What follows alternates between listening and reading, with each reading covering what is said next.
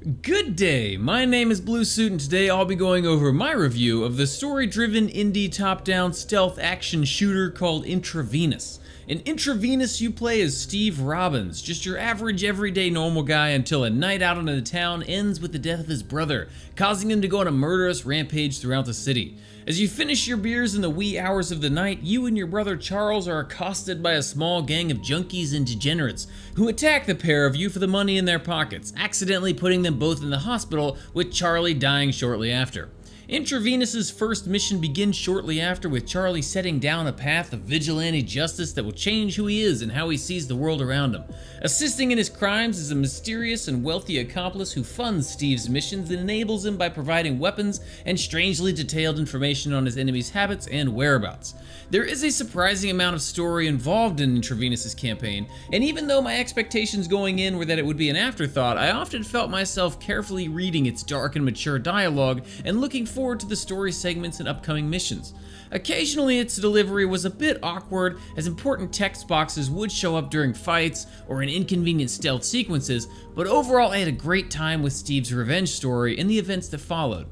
Intravenous's missions take place as top-down stealth shooters. They begin once you've infiltrated whatever gang hideout you're assaulting, and they're over once you've achieved your goal and gotten out of there. What's great about its gameplay is how you choose to handle everything in between. Intravenous feels marketed as a stealth-based game, but in reality that's all up to you, the player. If you want to go full Hotline Miami, bullets and blood, you can. If you want to enter a mission with nothing but your bare hands and quietly strangle every enemy on the map, you can do that too. There's really no wrong way to play, and I often found that most of my missions involved a little bit of both. Either I would be stealthy for as long as I could and then go loud, or I'd Rambo kill as many people as I could at the start of a mission and then silently dispatch of the map's remaining enemies.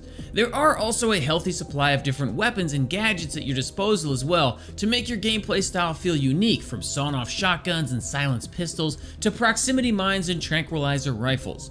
You don't start with everything unlocked right away, but if you're able to exit a mission with a new weapon in hand, you'll have it in your arsenal permanently. This gives a lot of replayability to the early missions, allowing you to try them later with weapons and loadouts that you wouldn't have had before.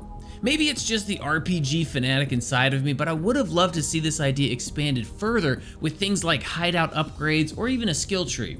Intravenous is, however, an ode to 90s stealth games, and a loyal one at that, so I'm not surprised to see those mechanics left out here.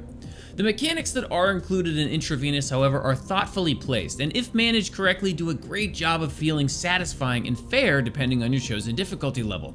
In stealth, players will have to manage their sound, lighting, and line of sight with enemies to silently avoid or dispatch foes, moving from one to another as they accomplish their mission. Loads of stealth variables are in play at any given moment, too. Distractions can include tossing an empty magazine, or turning off the lights on someone on the toilet, or even utilizing Intravenous's microphone integration, where you can lure enemies with your actual voice, and then pistol whip away their consciousness when they walk around the corner. And when it's time to go guns blazing, each weapon feels unique with their own stats and ammo types. It should also be noted that NPCs in Intravenous also have a higher than average intelligence, as they don't generally just go back to what they were doing after finding a dead colleague. And I was particularly impressed when, after I set up a choke point to mow down anyone who came into the room, the enemy AI actually stopped attacking after a few deaths and commented on how they were just going to wait for me to come out. This does contribute to Intravenous's steep learning curve though, and players should be aware that even on normal difficulty it can be a real challenge. The level design in Intravenous does leave quite a bit to be desired, and it's one of the game's only misses.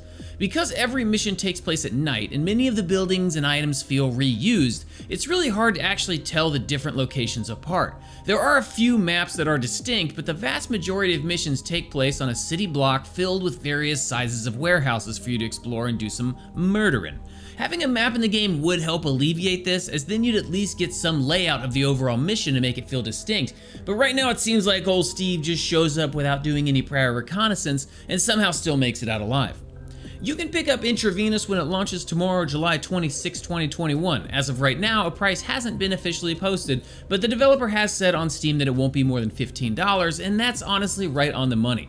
The smooth controls, solid story, and really engaging AI are enough to not only carry players through the entirety of the campaign, but it makes the game a great thing to have in your Steam library for when you get that itch for a fun stealth experience.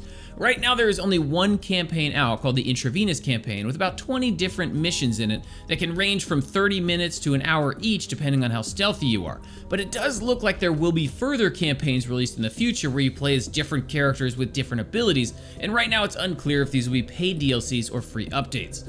Intravenous wants to be a white-knuckle retro stealth shooter, and in that regard it's a resounding success and an incredible achievement for solo developer and publisher Roman Glebenkov. So I'm valuing it right now at $16, and I'm excited for the future campaigns to be released. I hope you enjoyed this review of Intravenous. Come see me on Twitch where you can watch our reviews in progress 5 nights a week. As always, don't forget to like, subscribe, and let me know in the comments what you thought about it. Until next time, peace!